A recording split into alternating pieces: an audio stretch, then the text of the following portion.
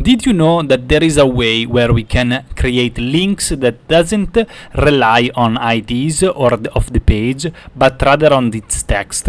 It's a new feature that has been implemented a few years ago. So in fact, it doesn't have full support by all the browsers, but most of the browsers does support it. And there is even a many add-ons that has been already created, so you can find these text fragments extensions to create text fragments URL. Even though this add-on exists, this video is about the syntax of this feature. Let me first say a little bit of history of the reason why this had to be implemented. This link points to a normal ID that I created, and it's working fine, is inside my document, so there are no big problems about it. But in case this ID was from another author page, if that author would change the ID, then I would have problems and my link wasn't working. Different will be if we were using a text fragment. Second thing, in case this link comes from the text fragment, we will soon see the syntax.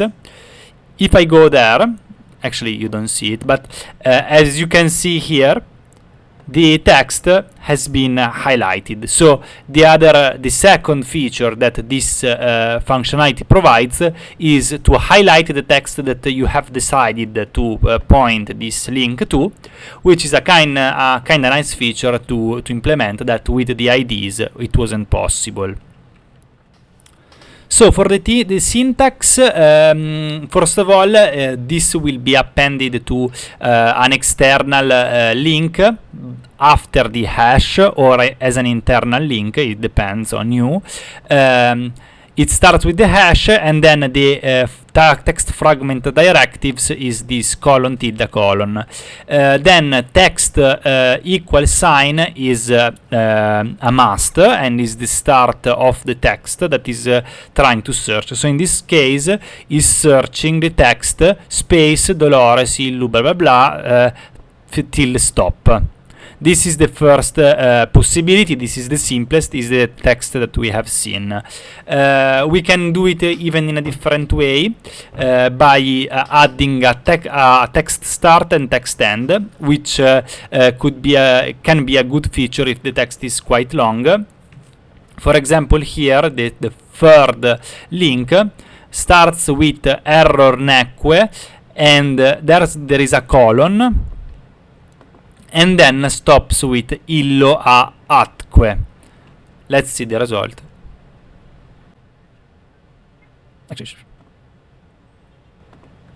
Actually it's the first one, the fourth one. As you can see, the text highlighted is this one. Error neque, and the part that is in between is as well highlighted, and so is working as well. I think this is the most common use case because it speed ups the things, and generally you don't encounter any problem using cutting some of the part and replace it with a comma.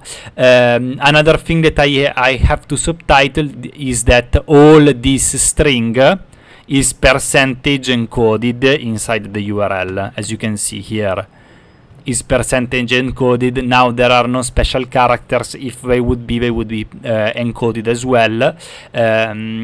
Is not a problem for us. As you can see, even though I placed the text inside not percentage encoded, it has encoded it for me. But you have to remember, maybe you encounter some problems with some special characters, and so you have to search a way to get around it. Of course, you can work for external links. I grabbed some documentation examples. Anyway, as I said, you just need to use the add-on, but it's nice to know the syntax so that you know how it works. So please finish the video.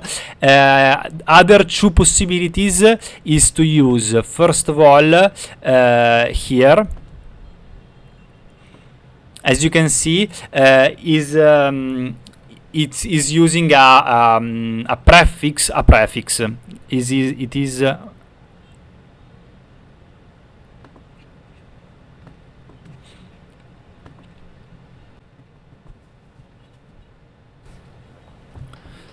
So as you can see, is highlighting the referrer inside this text, and the prefix was sent. So it only highlights the instance of referrer that is prefixed by sent, and there must be, for example, even here there is another instance of referrer. So that's the reason why to use prefix, because otherwise it matches the first instance and you don't get what you want.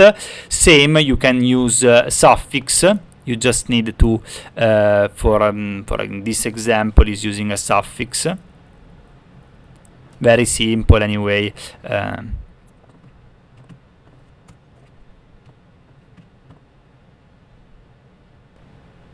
So this is linked to URL, the suffix was format, probably it wouldn't have worked without. The last possibility is to highlight two instances at the same time, and that is created by the use of the ampersand inside the